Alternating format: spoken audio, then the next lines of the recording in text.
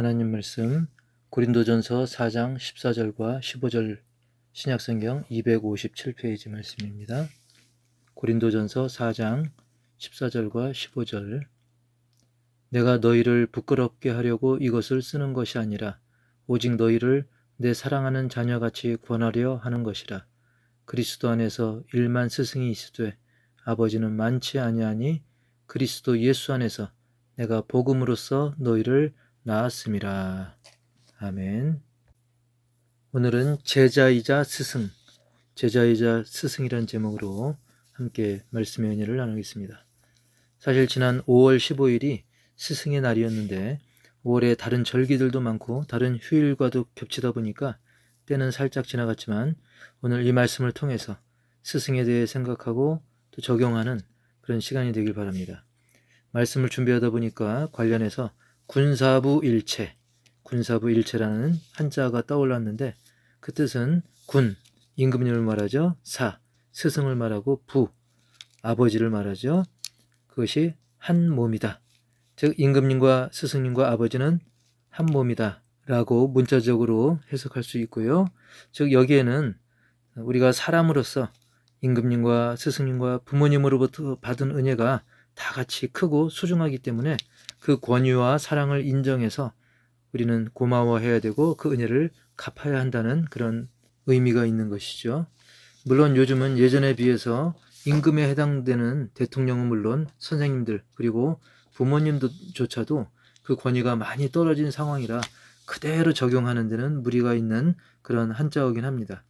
그리고 2001년에 군사부일체 대신 두사부일체, 즉 임금 대신 두목을 대신 넣은 조폭 코미디 및 사회 풍자 영화가 엄청난 흥행을 하기도 했는데요.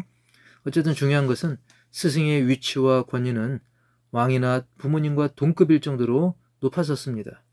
그러나 사회가 급변하면서 선생님들의 권위가 예전 같지가 않죠. 뉴스 등을 통해서 우리는 그런 안타까운 소식을 많이 접합니다. 선생님뿐만 아니라 임금님, 대통령이나 부모님들의 권위도 함께 떨어지고 있는 것을 우리가 보고 있는데요. 이러한 상황에서 우리 신자들은 그저 구경만 하면서 묻어갈 것이 아니라 하나님 말씀의 기준을 두고 스승에 대한 바른 태도를 정립을 해야 될 것입니다. 사실 좀 더 깊이 생각해보면 정도의 차이일 뿐 예나 지금이나 사회의 그런 근본 질서뿐만 아니라 신앙의 뿌리까지 흔드는 일들은 항상 있어 왔습니다. 언제부터 그랬을까요? 거슬러 올라가면 최초의 인류인 아담과 하와 때부터입니다. 그때부터 하나님과의 인간과의 관계, 사람과 사람과의 관계, 사람과 자연 만물과의 관계 등등 모든 관계와 관계 속에서 사탄은 늘 틈을 찾아서 파고들면서 흔들고 있는 것입니다. 오늘 말씀의 배경이 되는 고린도 교회 시절도 마찬가지고 지금 이 시절도 마찬가지입니다. 왜냐하면 그때나 지금이나 교회는 시대만 바뀌었을 뿐 그야말로 이 사람 저 사람 모인 곳이기 때문입니다. 다양한 환경에서 다양한 사람들이 모이다 보니까 생각의 차이들이 있을 수밖에 없어요. 성경 해석의 문제, 은사 문제, 은사 활용의 문제, 그리고 교회 사역 방향, 그 중심을 어디에 둘 것인가 등등. 제가 누누이 말씀드렸지만 사람 있는 곳에 문제 없는 곳은 없습니다. 가정이라고 없을까요? 직장이나 학교는 또 어떻습니까? 심지어 같은 혈육, 형제나 부부라도 마찬가지입니다. 그러므로 우리는 문제거리나 시험을 만나면 기도하되 담담하게 대처해야 될 줄 압니다. 여러분, 문제는 없을 수 없어요. 근데 문제는 왜 있는 겁니까? 풀라고 있는 것입니다. 그 문제를 붙들고 기도하라고 있는 것입니다. 그리하면 하나님께서는 그 과정을 통해서 우리가 지나쳤던 것들, 못 본 것들을 깨닫게 하시고 길을 열어주실 것을 믿으시기 바랍니다.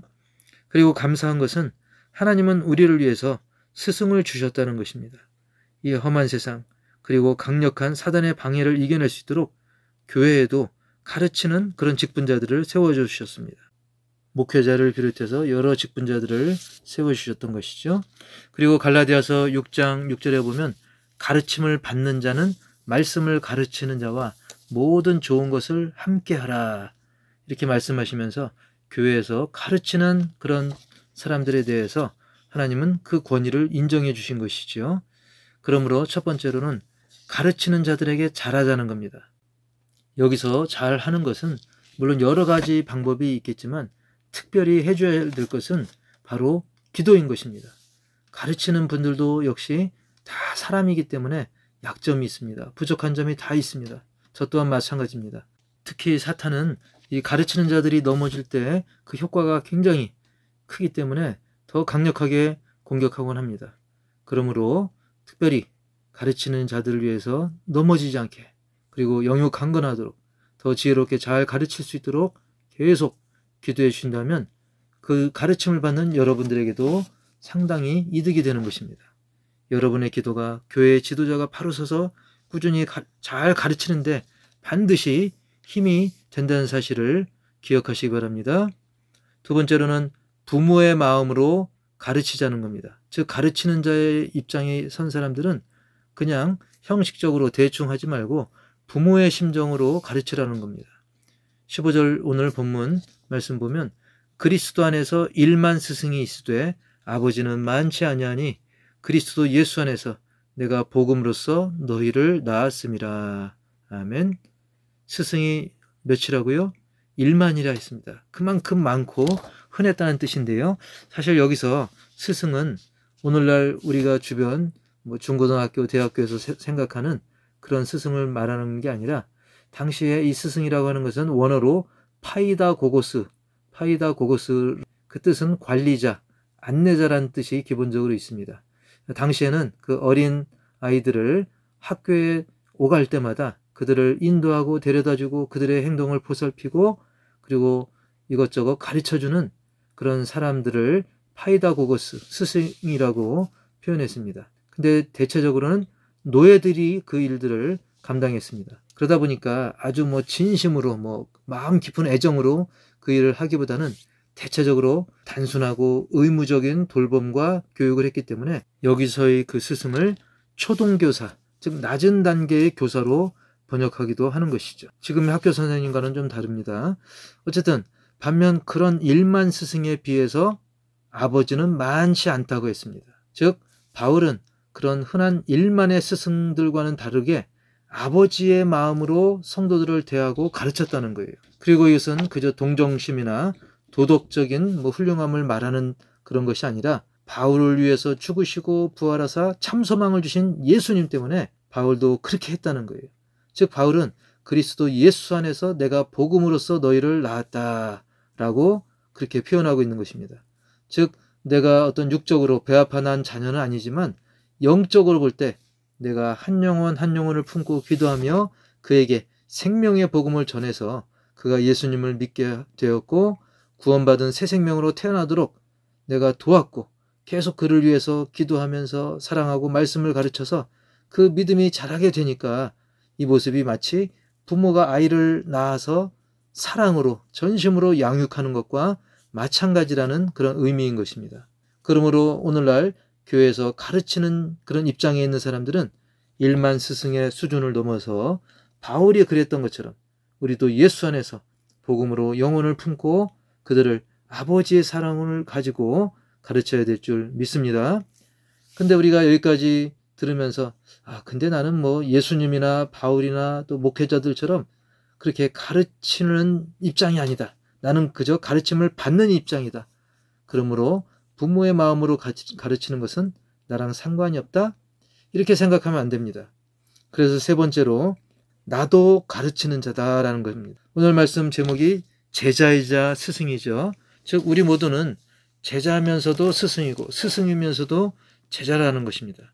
우리는 배우는 입장이면서 동시에 내가 원튼 원치 않든 누군가는 나를 보고 배우기 때문에 우리 모두가 예외 없이 다 가르치는 입장, 스승의 입장에도 서게 된다는 겁니다. 자, 나의 모습을 누군가 보면서 좋은 쪽이든 안 좋은 쪽이든 영향을 받고 있는 겁니다. 그래서 나는 나 하나로 끝나는 게 아닙니다. 나는 연결되어 있는 것입니다. 특히 교회 공동체에서는 우리가 아무리 없는 듯 지내려고 해도 그런 나를 바라보는 사람이 반드시 있고 그런 나를 통해서 영향을 받는 사람이 반드시 있기 때문이죠. 그래서 내 입에서 나오는 좋은 말, 좋은 삶의 모습이 계속되면 그걸 보는 이들이 좋은 영향을 받게 되어 있습니다. 그 반대 입장도 마찬가지고요. 그래서 마태복음 5장 19절에서는 그런 사람을 천국에서 큰 자라고 말씀하고 있는데, 그런 사람이 어떤 사람이냐? 마태복음 5장 19절. 그러므로 누구든지 이 계명 중의 지극히 작은 것 하나라도 버리고 또 그같이 사람을 가르치는 자는 천국에서 지극히 작다 일컬음을 받을 것이요, 누구든지 이를 행하며 가르치는 자는 천국에서 크다 일컬음을 받으리라. 그래서 행함이 중요한 것이죠. 천국에서 큰 자, 바로 하나님께서 우리에게 주신 그 계명들, 예수님이 알려주신 그 사랑의 계명들을 비록 그것이 보잘것없어 보이고 작은 것이라 할지라도 그것을 가르치는 자, 그리고 그렇게 행하는 자, 그런 사람은 천국에서 큰 사람이라고 일컬음을 받게 된다는 것입니다. 그리고 이와 관련해서 로마서 말씀이 또 우리에게 도전을 주고 있는데요. 로마서 2장 21절. 그러면 다른 사람을 가르치는 내가 내 자신은 가르치지 아니하느냐? 도둑질하지 말라 선포하는 내가 도둑질하느냐? 즉 말로 그치지 말고 실천하라는 단순한 가르침과 더불어서 자기 스스로를, 네 자신조차도 가르쳐야 된다는 걸 보여주고 있습니다.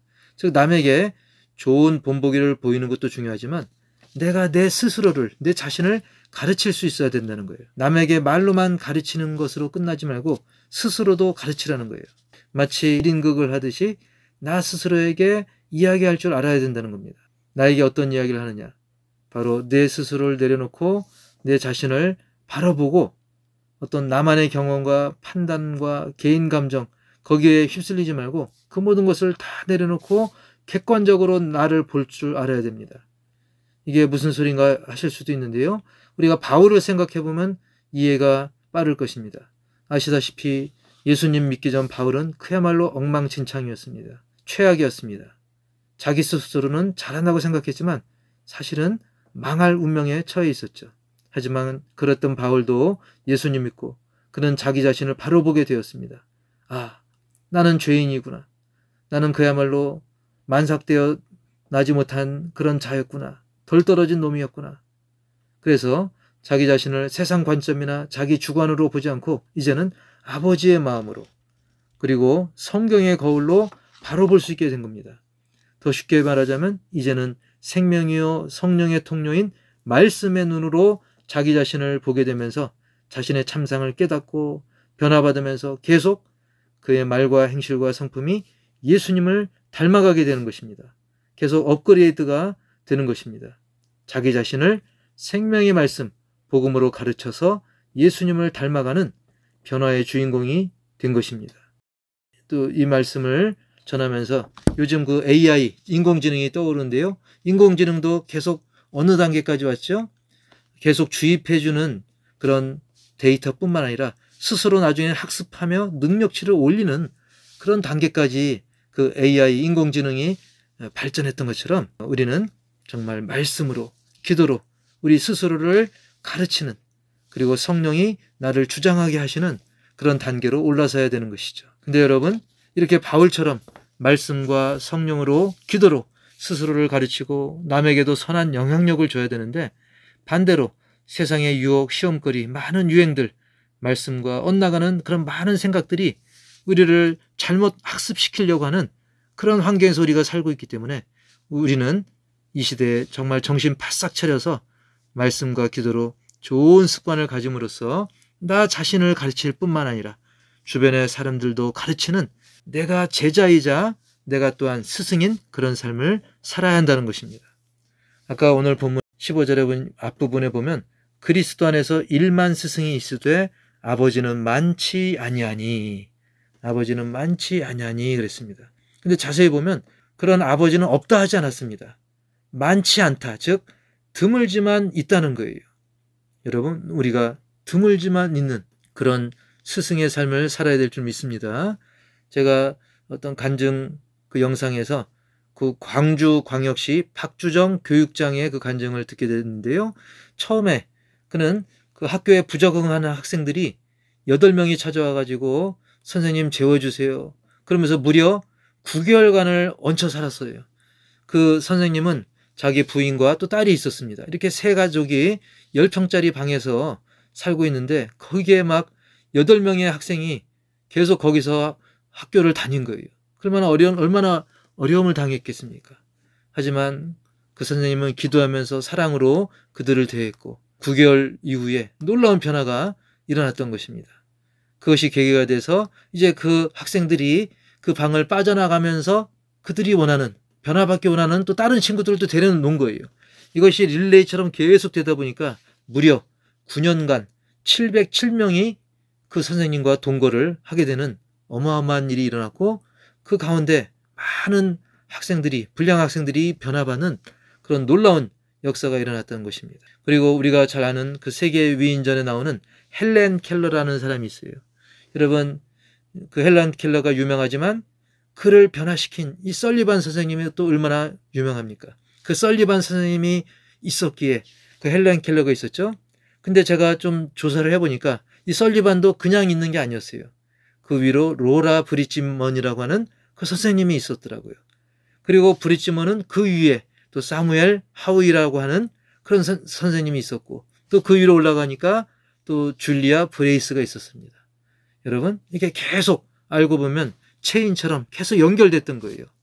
이렇게 본인도 가르침을 받았고 나중엔 또 누군가를 또 가르치는 사람이 되었던 것입니다. 우리도 이렇게 연결고리 안에 들어있는 것입니다.